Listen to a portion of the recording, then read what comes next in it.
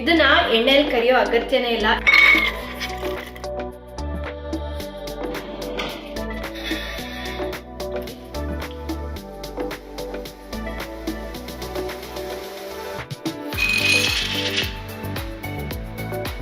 ನೋಡ್ತಾ ಇದ್ರೇನೆ ತಿನ್ಬೇಕನ್ಸತ್ತೆ.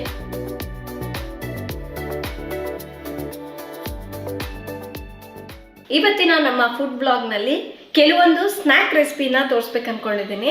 ತುಂಬ ಜನರು ನಾನು ಕೇಳ್ತಿರ್ತಾರೆ, ನೀವು ಹೇಗೆ ವೆಯ್ಟ್ ಲಾಸ್ ಮಾಡಿದ್ರಿ, ಏನು ಕತೆ, ಎಲ್ಲನೂ ತಿಂತಾ ಇದ್ದೀರಾ, ಇಷ್ಟು ಸಣ್ಣ ಆಗಿದ್ದೀರಲ್ಲ ಅಂತ ಹೇಳ್ಬಿಟ್ಟು. ಮೇಯ್ನಾಗಿ ನಾನು ಫುಡ್ ಬಂದ್ಬಿಟ್ಟು ಎಲ್ಲದೂ ತಿಂತೀನಿ, ಆದರೆ ಸ್ವಲ್ಪ ಆಯಿಲ್ ಎಲ್ಲ ಕಮ್ಮಿ ತಿಂತೀನಿ. ಅದಕ್ಕಾಗಿ ವೆಯ್ಟ್ ಲಾಸ್ ಮಾಡಲಿಕ್ಕೆ ಈಸಿ ಆಗಿರುತ್ತೆ. ಆ್ಯಂಡ್ ಇದು ನೋಡಿ, ಒಂದು ಕಾಬೂಲ್ ಚನ್ನ ಫ್ರೈ ಮಾಡಿದ್ದೀನಿ, ಹಾಗೆ ಬನಾನಾ ಚಿಪ್ಸ್. ಇವೆರಡಕ್ಕೂ ನಾನು ಬರೀ 1 ಸ್ಪೂನಷ್ಟು ಎಣ್ಣೆನ ಯೂಸ್ ಮಾಡಿಬಿಟ್ಟು ಮಾಡಿರೋವಂಥದ್ದು. ಎಷ್ಟೊಂದು ಕ್ರಿಸ್ಪಿ ಆಗಿದೆ ಗೊತ್ತಾ ನೋಡಿ. ಇದನ್ನ ಎಣ್ಣೆಯಲ್ಲಿ ಕರಿಯೋ ಅಗತ್ಯನೇ ಇಲ್ಲ, ಏರ್ ಫ್ರೈಯರ್ನಲ್ಲಿ ಈಸಿಯಾಗಿ ಮಾಡ್ಬೋದು. ತೋರಿಸ್ತೀನಿ ಬನ್ನಿ. ಇವೆರಡು ನನ್ನ ಫೇವ್ರೆಟ್ ರೆಸಿಪಿ. ಹಾಗೆ ತುಂಬ ಜನರು ಈ ಬನಾನಾ ಚಿಪ್ಸ್ನ ಏರ್ ಫ್ರೈಯರಲ್ಲಿ ಹೇಗೆ ಮಾಡಿದ್ರಿ ತೋರಿಸಿ ಅಂತ ಕೇಳ್ತಾ ಇದ್ರು. ಅದಕ್ಕಾಗಿ ಈ ವಿಡಿಯೋನ ಮಾಡ್ತಾ ಇದ್ದೀನಿ. ಇದನ್ನ ಬರೀ 10 ನಿಮಿಷದಲ್ಲಿ ರೆಡಿ ಮಾಡ್ಕೊಳ್ಬಹುದು. ಹೇಗೆ ಅಂತ ತೋರಿಸ್ತೀನಿ. ಫಸ್ಟ್ ನಾನಿಲ್ಲಿ 1 ಕಪ್ನಷ್ಟು ಕಡಲೆಕಾಳನ್ನ ಚೆನ್ನಾಗಿ ತೊಳೆದ್ಬಿಟ್ಟು ರಾತ್ರಿನೇ ನೆನೆಸಿಟ್ಟಿದ್ದೆ. ಸೊ ಈಗ ಚೆನ್ನಾಗಿ ನೆನೆದಿದೆ. ಇದನ್ನ ಒಂದು ಕುಕ್ಕರ್ಗೆ ಹಾಕೋಣ. ಇದಕ್ಕೆ 1 ಪಲಾವ್ ಎಲೆ, ಹಾಗೆ 1 ಕಾಡು ಏಲಕ್ಕಿ ಅಥವಾ ಕಪ್ಪು ಏಲಕ್ಕಿ ಹೇಳ್ತೀವಲ್ವ, ಅದೊಂದು ಹಾಕ್ತಾ ಇದ್ದೀನಿ. ಇದು ಆಪ್ಷನಲ್, ಬೇಕಿದ್ರೆ ಹಾಕೋಬಹುದು, ಬಟ್ ಹಾಕಿದ್ರೆ ಫ್ಲೇವರ್ ಎಲ್ಲ ತುಂಬ ಚೆನ್ನಾಗಿರುತ್ತೆ. ಹಾಗೆ ರುಚಿಗೆ ತಕ್ಕಷ್ಟು ಉಪ್ಪು. ಇದು ಕುದಿಲಿಕ್ಕೆ ಬೇಕಾದಷ್ಟು ನೀರನ್ನ ಹಾಕೋಣ. ಲಿಡ್ನ ಕ್ಲೋಸ್ ಮಾಡಿಬಿಟ್ಟು 2 ವಿಷಲ್ ಕೂಗಿಸ್ಕೋಬೇಕು ಹೈ ಫ್ಲೇಮ್ನಲ್ಲಿ. ಇದಾಗೋಷ್ಟೊತ್ತಿಗೆ ಬಾಳೆಕಾಯಿನ ರೆಡಿ ಮಾಡ್ಕೊಳ್ತೀನಿ. ಬಾಳೆಕಾಯಿ ಚಿಪ್ಸ್ ಮಾಡಲಿಕ್ಕೆ ನಾನು 3 ಬಾಳೆಕಾಯಿನ ತೊಗೊಂಡಿದ್ದೀನಿ. ಇದು ಕೇರಳ ಬನಾನಾ ಅಂತ ಹೇಳ್ತಾರಲ್ವ, ಅದು ಚಿಪ್ಸಿಗೆಲ್ಲ ತುಂಬಾ ಚೆನ್ನಾಗಿರುತ್ತೆ. ಆ್ಯಂಡ್ ಎಲ್ಲ ಸೂಪರ್ ಮಾರ್ಕೆಟ್ಗಳಲ್ಲಿ ನಮಗೆ ಹೊರಗಡೆ ಕೇರಳ ಬನಾನಾ ಅಂದರೆ ಸಿಗುತ್ತೆ. ಬೇರೆ ಬಾಳೆಕಾಯಿನಲ್ಲೂ ಮಾಡಬಹುದು, ಸ್ವಲ್ಪ ಟೇಸ್ಟ್ ಅನ್ನೋದು ಚೇಂಜ್ ಆಗುತ್ತಷ್ಟೇ. ಸೊ ಫಸ್ಟ್ ಇವಾಗ ಇದನ್ನು ಚೆನ್ನಾಗಿ ತೊಳೆದ್ಬಿಟ್ಟು ಎತ್ತಿಟ್ಕೊಂಡಿದ್ದೀನಿ. ಕೇರಳ ಬಾಳೆಕಾಯಿ ಬಂದ್ಬಿಟ್ಟು ಈ ರೀತಿ ಮೂತಿ ಸ್ವಲ್ಪ ಉದ್ದ ಇರುತ್ತೆ. ಸೊ ಇದನ್ನು ನೋಡಿ ತೊಗೊಳ್ಬೇಕು. ಹಾಗೆ ಒಳಗಡೆ ಕಟ್ ಮಾಡಿದಾಗ ಸ್ವಲ್ಪ ಕಲರ್ ಚೇಂಜ್ ಇರುತ್ತೆ, ಅದು ನೋಡಿನೇ ತಿಳ್ಕೊಬೇಕು. ಸೊ ಈಗ ಇದನ್ನು ಕಟ್ ಮಾಡೋಣ. ಸ್ವಲ್ಪ ಕೈಗೆ ಎಣ್ಣೆ ಅಪ್ಲೈ ಮಾಡ್ಕೊಳ್ತಾ ಇದ್ದೀನಿ.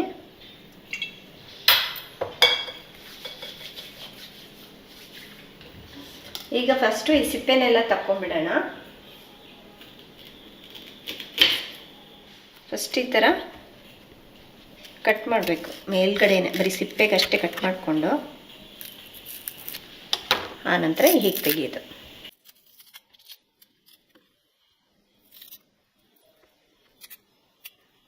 ನೋಡಿ ಈ ಥರ ಸಿಪ್ಪೆನೆಲ್ಲ ತೆಗಿಬೇಕು. ಕೈಗೆ ಎಣ್ಣೆ ಹಚ್ಚೋದ್ರಿಂದ ಇದರ ಸಿಪ್ಪೆ ತೆಗೆಯುವಾಗ ಕೈಯೆಲ್ಲ ಕಪ್ಪಾಗೋದಿಲ್ಲ, ಅದಕ್ಕಾಗಿ ಹಚ್ಕೊಂಡಿದ್ದೀನಿ. ಈ ಬಾಳೆಕಾಯಿನ ಸ್ಲೈಸಸ್ ಆಗಿ ಕಟ್ ಮಾಡ್ಕೊಳ್ಳೋಣ. ಈ ರೀತಿ ನಿಮ್ಮಲ್ಲಿ ಕಟ್ ಮಾಡೋದಿಲ್ಲ ಅಂದರೆ ಚಾಕುಲ್ಲೇ ಬೇಕಾದರೂ ಕಟ್ ಮಾಡ್ಬೋದು. ನೋಡಿ ಇಷ್ಟು ತೆಳುವಾಗಿ ಕಟ್ ಮಾಡ್ಕೋಬೇಕು ಚಾಕುಲ್ ಕಟ್ ಮಾಡಿದ್ರೆ. ಈಗ ಇದೆಲ್ಲದೂ ಒಂದು ಬೌಲಿಗೆ ಹಾಕೊಳ್ಳೋಣ.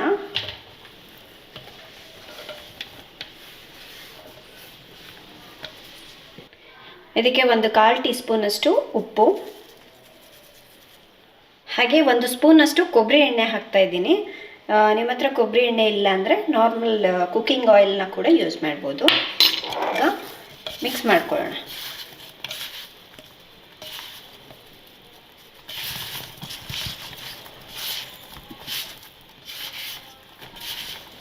ಈಗ ನಾವಿದನ್ನು ಏರ್ ಫ್ರೈಯರಲ್ಲಿ ಇಟ್ಕೊಳ್ಳೋಣ. ನಾನು ಇದಕ್ಕೆ 1 ಸ್ಪೂನ್ ಎಣ್ಣೆ ಹಾಕಿದ್ದೀನಿ. ಬೇಕು ಅಂದರೆ ಹಾಕ್ಕೋಬಹುದು, ಬಟ್ ನಮ್ಮ ಟೇಸ್ಟ್ಗೋಸ್ಕರ ನಾನು ಹಾಕಿದ್ದೀನಿ. ಬೇಡ ಅಂದರೆ ಸ್ಕಿಪ್ ಕೂಡ ಮಾಡ್ಬೋದು. ಈಗ ಒಂದೊಂದೇ ಸ್ಲೈಸ್ನ ಈ ಥರ ಇಟ್ಕೊಳ್ಳೋಣ. ಇದಕ್ಕೆ ಕೊಬ್ಬರಿ ಎಣ್ಣೆ ಹಾಕಿದ್ರೆ ಫ್ಲೇವರ್ ತುಂಬಾ ಚೆನ್ನಾಗಿರುತ್ತೆ. ಇದೇ ಪ್ರೊಸೀಜರಲ್ಲೇ ಹಾಗಲಕಾಯಿನ ಕೂಡ ಇಟ್ಟು ಮಾಡಬಹುದು. ಟ್ರೈ ಮಾಡಿ ನೋಡಿ. ನಾನು ಅನ್ನ ಸಾರು ಜೊತೆ ಏನಾದರೂ ನಂಚ್ಕೊಳ್ಳೋಕೆ ಬೇಕು ಅಂದಾಗ ಹಾಗಲಕಾಯಿನ ಈ ಥರ ಮಾಡಿಕೊಂಡು ತಿಂತೀನಿ. ನೋಡಿ ಈ ಥರ ಎಲ್ಲ ಇಟ್ಟಾದ್ಮೇಲೆ ಆನ್ ಮಾಡ್ಕೊಳ್ಳೋಣ. ಇದನ್ನು ನಾನು 180 ಡಿಗ್ರಿಯಲ್ಲಿ ಒಂದು 10 ಮಿನಿಟ್ಸ್ ಏರ್ ಫ್ರೈ ಮಾಡ್ಕೊಳ್ತಾ ಇದ್ದೀನಿ.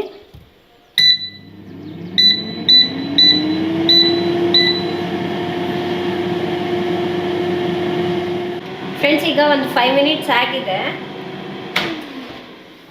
ಇದು ಒಂದು ಸೈಡ್ ಆಗಿರುತ್ತೆ. ಜಸ್ಟ್ ಲೈಟಾಗಿ ಇದನ್ನು ಮಿಕ್ಸ್ ಮಾಡೋಣ.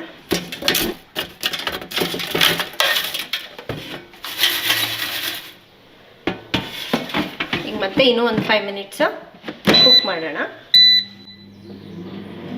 ಫ್ರೆಂಡ್ಸ್, ಈಗ ಒಂದು 10 ಮಿನಿಟ್ಸ್ ಆಗಿದೆ.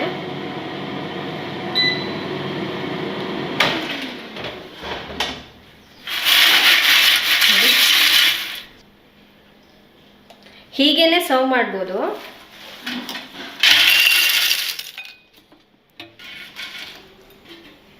ಅಂದರೆ ಇದಕ್ಕೆ ಒಂದು 1/4 ಚಮಚದಷ್ಟು ಖಾರದ ಪುಡಿ, ಅಚ್ಚ ಖಾರದ ಪುಡಿನ ಹಾಕ್ತಾ ಇದ್ದೀನಿ. ಇದು ಆಪ್ಷನಲ್. ಹಾಕ್ಬಿಟ್ಟು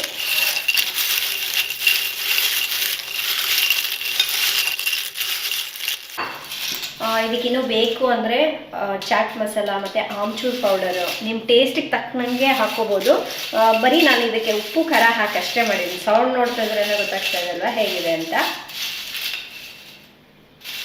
ಸೊ ಇನ್ನೊಂದು ಕಡೆ ನಾನು ಕಾಬೂಲ್ ಚನ ಕುದಿಲಿಕ್ಕೆ ಇಟ್ಟಿದ್ನಲ್ವ, ಅದು ಕೂಡ ರೆಡಿಯಾಗಿದೆ. ಅದನ್ನು ಕೂಡ ಮಾಡಿಬಿಡ್ತೀನಿ.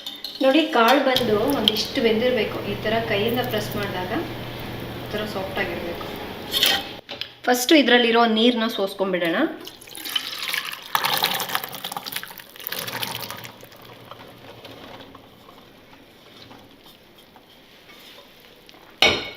ಇದನ್ನು ಈ ರೀತಿ ಒಂದು ಬಟ್ಟೆಯಲ್ಲಿ ಹಾಕ್ಕೋಬೇಕು.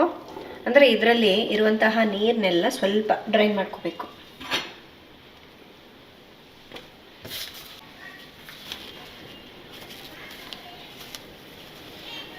ತೀರಾ ಕಂಪ್ಲೀಟಾಗಿ ನೀರೆಲ್ಲ ಹೋಗ್ಬೇಕಂತ ಏನಿಲ್ಲ, ಸೋರಂಗಿರಬಾರ್ದು ಅಷ್ಟೇ.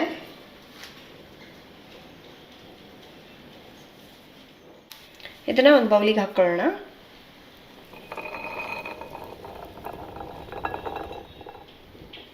ಇದಕ್ಕೆ ನಾನು 1 ಟೇಬಲ್ ಸ್ಪೂನಷ್ಟು ಒಲಿವ್ ಆಯಿಲ್ ತೊಗೊಂಡಿದ್ದೀನಿ. ಹಾಕ್ಕೊಳ್ಳೋಣ. ಇದ್ರ ಮೇಲೆ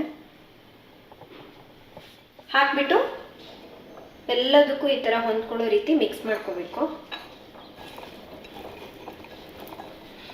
ಈಗ ಇದನ್ನು ಏರ್ ಫ್ರೈಯರಲ್ಲೇ ಹಾಕ್ಕೊಳ್ಳೋಣ.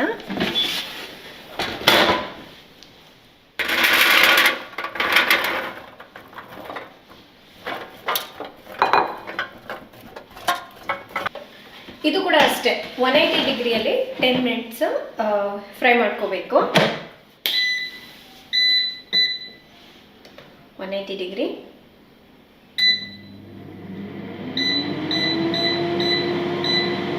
ಒಂದು 5 ಮಿನಿಟ್ಸ್ ಆದಮೇಲೆ ಮಧ್ಯ ಚೆಕ್ ಮಾಡೋಣ.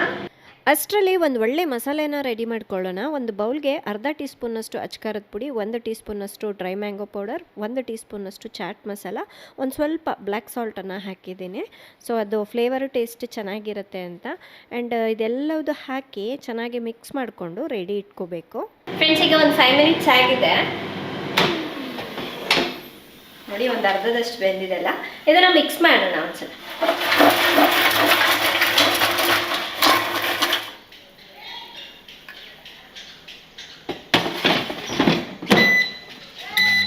ನೋಡಿ, ಇನ್ನೂ ಒಂದು 5 ಮಿನಿಟ್ಸ್ ಇದನ್ನು ನಾವು ಈ ಥರ ಫ್ರೈ ಮಾಡ್ಕೊಳ್ಳೋಣ. ಫ್ರೆಂಡ್ಸ್, ನನಗಿದು ಫ್ರೈ ಮಾಡಲಿಕ್ಕೆ 18 ಮಿನಿಟ್ಸ್ ಬೇಕಾಯಿತು. ಸೊ ಮಧ್ಯ ಮಧ್ಯ ಸ್ವಲ್ಪ ಮಿಕ್ಸ್ ಮಾಡ್ತಾನೆ ನಾನು ಮಾಡಿದ್ದೀನಿ. ನೋಡಿ, ಇದಾಗಿದ್ದೇನೆ ಎಲ್ಲ ಹೇಗೆ ಗೊತ್ತಾಗುತ್ತೆ ಅಂದರೆ ಒಂದು ಬಾಯಲ್ಲಿ ಹಾಕೊಂಡು ನೋಡಬೇಕು. ಅದು ಚೆನ್ನಾಗಿ ಕ್ರಿಸ್ಪ್ ಆಗಿದೆ ಅಂದರೆ ಓಕೆ, ತೆಗಿಬಹುದು. ಇಲ್ಲ ಇನ್ನೂ ಒಳಗೆಲ್ಲ ಸಾಫ್ಟಾಗೇ ಇದೆ ಅಂದರೆ ಇನ್ನೂ ಒಂದು 2-3 ಮಿನಿಟ್ಸು ಫ್ರೈ ಮಾಡ್ಕೋಬೇಕಾಗತ್ತೆ. ಈಗ ಇದಾಗಿದೆ, ಬೌಲಿಗೆ ಹಾಕ್ಕೊಳ್ಳೋಣ.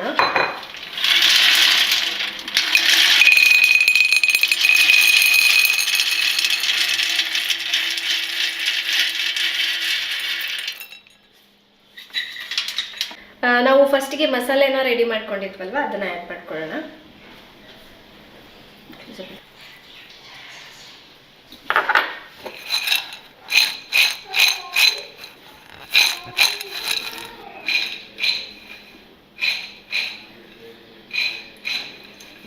ಈ ಥರ ಚೆನ್ನಾಗಿ ಮಿಕ್ಸ್ ಮಾಡಬೇಕು.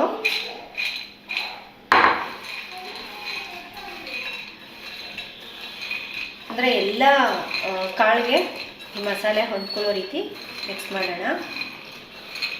ಸೊ ಉಪ್ಪೇನಾದರೂ ಇನ್ನೂ ಸ್ವಲ್ಪ ಉಪ್ಪು ಖಾರ ಬೇಕು ಅನಿಸಿದ್ರೆ ಇನ್ನೂ ಸ್ವಲ್ಪ ಆ್ಯಡ್ ಮಾಡ್ತೀನಿ. ಫ್ರೆಂಡ್ಸ್, ಇಷ್ಟು ಎಷ್ಟು ಸೂಪರಾಗಿ ಬಂದಿದೆಲ್ಲ. ಈಗ ಟೇಸ್ಟ್ ಮಾಡೋ ಟೈಮು.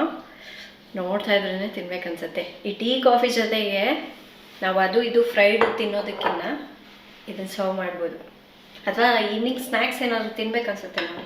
ಚೆನ್ನಾಗಿರುತ್ತೆ ಇದು. ಫ್ರೆಂಡ್ಸ್, ಈಗ ಟೇಸ್ಟ್ ಮಾಡೋಣ. ಸೌಂಡ್ ನೋಡಿದ್ರೆ ಗೊತ್ತಾಗ್ತಾ ಇದೆಯಲ್ಲ ಎಷ್ಟು ಕ್ರಿಸ್ಪಿಯಾಗಿ ಬಂದಿದೆ ಅಂತ. ಸೇಮ್ ನಾವು ಎಣ್ಣೆಲಿ ಕರೆದ್ರೆ ಹೇಗಿರುತ್ತಲ್ವ ಟೇಸ್ಟು, ಅದಕ್ಕಿಂತ ಸೂಪರಾಗಿ ಬಂದಿದೆ. ಆ್ಯಂಡ್ ಹಾಗೆ ಈಗ ಚಿಪ್ಸ್, ಇದು ಕೂಡ ನೋಡಿ, ಸೌಂಡಲ್ಲೇ ಗೊತ್ತಾಗ್ಬಿಡುತ್ತೆ ನಿಮಗೆ ಎಷ್ಟು ಕ್ರಿಸ್ಪಿಯಾಗಿದೆ ಅಂತ.